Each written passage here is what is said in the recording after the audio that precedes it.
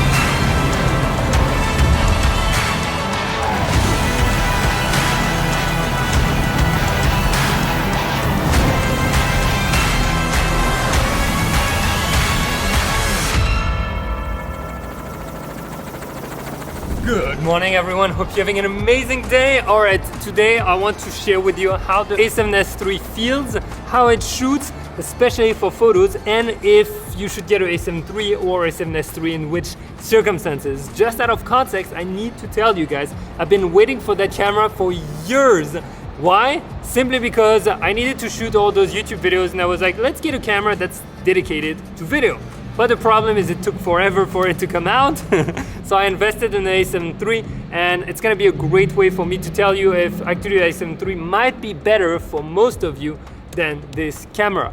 Now, it has huge advantages. As you might have seen already, the ISO at night is insane. I've got a lot more footage for you. We went on helicopter rides, we broke some filters, we jumped off bridges, all that in order to test this baby. Let's get started.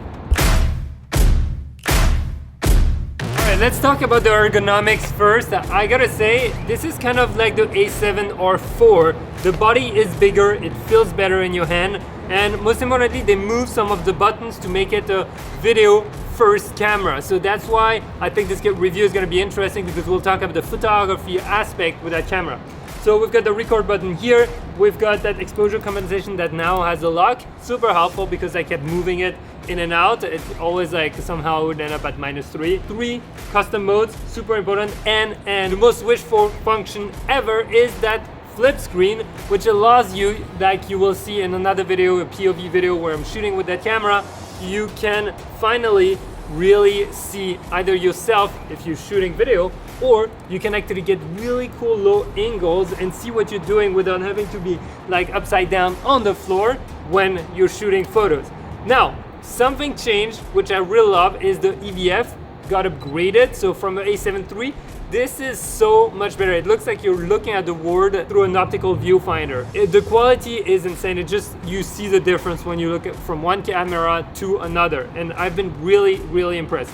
The knobs changed, so everything's kind of like the R4. Toby, would you confirm? Yep. Yeah, it's the same except that record button. Yeah, they switched the C1, I believe, and the record button. Yeah, Same. memory card door changed, new way of opening it. You can put CF Express A, which is a new memory card type, a little bit more expensive, but much, much faster. Let's talk about the photography aspect. Let's talk about how I feel when I shoot at night with it, because this is the most interesting part. And Toby actually tried that camera way before anyone else, and well, let's see what he thinks about it. All right, Toby. For photography? Yeah. I mean, it's going to be a really interesting camera. I got to use it on the product launch. It's really interesting. Like, I know people are going to complain about the 12 megapixels and stuff. I think as a content creator, as a running gun, you're not going to really worry about 12 megapixels. You know, people have been putting up 12 megapixel stills from like drones for quite a while now, and there's been no complaints. You can print from it, but obviously it's going to depend on the size. I'm definitely really interested in it for its video capabilities, but for its photography capabilities, I really need to test it out and see what it can do, because I think just because of the way the sensor's been redesigned, it could be a really interesting camera for photography, especially obviously low light situations. I always like to say, to remind people, the best pictures that have been taken in history have been taken on worse cameras than exist today. So just remember, the best things that you've ever seen in history, photography-wise, taken on a worse camera than you have in your phone. You know, don't get caught up in megapixels. It's not really about that. It's really about the art, and the most important gear you ever have is here. All of this extra stuff helps you to create, but this is the main thing you need to focus on. Oh yeah. Yeah, so that's something I forgot to mention, but the menu system is completely new and improved, which means it's a little easier to navigate. You now have access to the menu with the touch screen, and it makes a big difference. But I want to show you a few photos that I took. I want to show you a few clips also.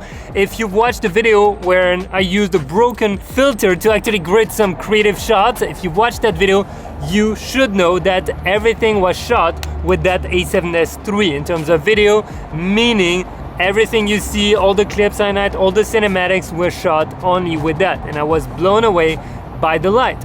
And then the next day I had the opportunity to go on a helicopter ride and shoot also with that A7S III at night, and I can tell you I was blown away. Look at those photos. Those are shot at ISO 51200, even 40,000, in order to keep a shutter speed high enough when I'm in the helicopter or when we're moving, and it looks mint. The noise actually looks more like grain, film grain, than real noise, and I really appreciate that. So this is the one aspect where if you do low light photography, this is something that you have to consider if you really want to push a little bit the creativity, because shooting at that level of ISO allows you to think differently about your shoots. You might not need as much light, you might be able to work more with the ambient light, and that is something to consider. Now, in terms of video, you can see those clips are also shot around 40,000, 51,000, and guys, I mean, it looks awesome, right? All you have to know is that it films like a cinema camera. You have 10-bit depth of colors, which means that you have a lot of information. You'll be able to grade your footage more easily, and you can do 4K up to 120 frames per second in that format, which is mind-blowing. So I tested a little bit the action, meaning I want to shoot a skater. I took some B-roll of him jumping at 120 frames per second in 4K and at 240 frames per second in 1080, which is kind of insane. It's really fast. It's very helpful if you're trying to slow down action. And the good part when we're talking about action is because you only have 12 megapixel in camera, your buffer does not fill up, meaning you can literally be shooting forever, and it's just gonna fill up your memory card. Look at that, the buffer does not go down.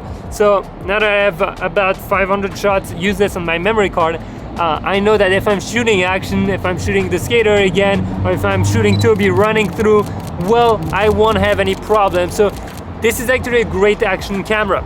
Only if you don't need to crop. So clearly this camera is designed for night shooters, for videographers, and maybe if you're doing social media and you need a flip out screen, you need to be able to vlog, get good quality photos, you don't need 46 megapixel.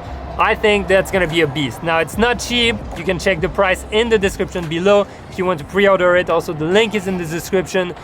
This is not sponsored by Sony. Actually, the sponsor of today is, drum rolls, you'll never guess it, it is actually the 30-day to great photos, my photography program to get you to the next level. It is a program that has worked for thousands of students before you. It takes you basically from not being able to see great photos, not understanding why your photos are not great, to having that awareness of understanding how you can get good photos no matter where you are, no matter what kind of camera you shoot. And this is essential. The gear is one part, but like Toby said, the most important is what's in your mind, and that's what I want to train you on. So if you're interested, join the 30-day adventure to great photos, and if you have extra, then get another camera. But for now, train your skills before anything else. Thank you, sponsor. Thank you everyone who joined. Now, let's get to the comparison between the R3, the S3, and the 3. Here we go. We've got the A7S III here, and we've got the A7R3 here, and we've got the A7 III filming right now in 4K. What I can tell you in terms of difference, first of all, let's look at low light at high ISO for the same shot. You can see the difference. Is it visible? Is it not visible? This is a good question. I pushed the A7S III up to ISO 100,000 and it still looks decent. If I add a little bit of noise reduction, it's gonna look good. Those guys, you can't go that high in camera. So that's something to consider. Again, if you're looking for low light, it is going to be a king. Now the A7 III is a lot cheaper. It's almost $2,000 cheaper. I asked you guys on Instagram what you wanted to know, and this was what you wanted to know. Should you invest in the A7S III or A7 III? And I'll even add one more, A7R4. If you're looking at printing big, if you're looking at landscape photography, if you want to crop into your images a lot, get a A7R3 or A7R4. If you want to do video and photo and shoot in low light, A7S III is going to be great, but if you're on a budget, A7 III is going to fulfill all your dreams. Do you need to shoot at 4K 120 frames per second? Not necessarily, unless you're doing specific professional jobs that require that. Even me, when I'm shooting for YouTube, I gotta tell you, it is very, very, very heavy when I shoot in those formats. So editing is gonna take more time, and you guys will probably not realize it because a lot of you guys are watching on your phone, you're watching at home, and if I shot that at 1080p, 120 frame or 4K 120 frame, it's very unlikely that you're gonna see the difference. I will say though, the one thing that really sells me lately on the A7S III is the updated buttons, which I really like the layout. The flip screen is a huge advantage, and also they fixed a few bugs that were driving me crazy. For example, on the A7 III and R3, the file numbers resets every time for video. You can't do anything about it. I asked Sony already, but finally now you can create custom file names, for example with the date and then a certain sequence, and it will not reset on every memory card change, which is for me a huge gain of time in my workflow. Even if I take 30 seconds on every card import to rename files, when you multiply it by the number of times I work, well, I can tell you it saves me a lot of time. So those little things do add up. And forgot to mention something amazing, the tap to focus. You just tap at the back of the screen and it tracks your subject no matter if you're doing photo or video, and wow, game changer when it comes to taking photos fast of moving objects. Sony really listened to everyone's feedback on that, and those little bugs that I reported, that many people reported, have been fixed, have been improved. The ergonomics comes from user feedbacks, and that's what I really appreciate for the brand, you know? It just feels great, to be honest, to shoot with it. So overall, if you're on a budget, get us the A7 III, you're gonna love it, you're gonna have zero regret. Now I wanna thank you guys for watching. I'm gonna drop a POV video, if not already, with the A7S III where we go and shoot a little bit. If you have any questions, let me know in the comments. I hope you have enjoyed. It's always difficult to talk just about gear because, again, gear is just one aspect. Yes, it's an amazing camera. My review could have gone like, great camera, love it, crazy low light. It's just insane how low light you can shoot. Do you need it every day? Probably not. Do you need to improve your skills first before the camera? 100%. Do you feel limited with your camera? Yes, no, that's when you know you need to upgrade. And that's it, guys. Now, remember, get out there, go shoot, try something different, try something new. I'll see you in the next episode. Bye.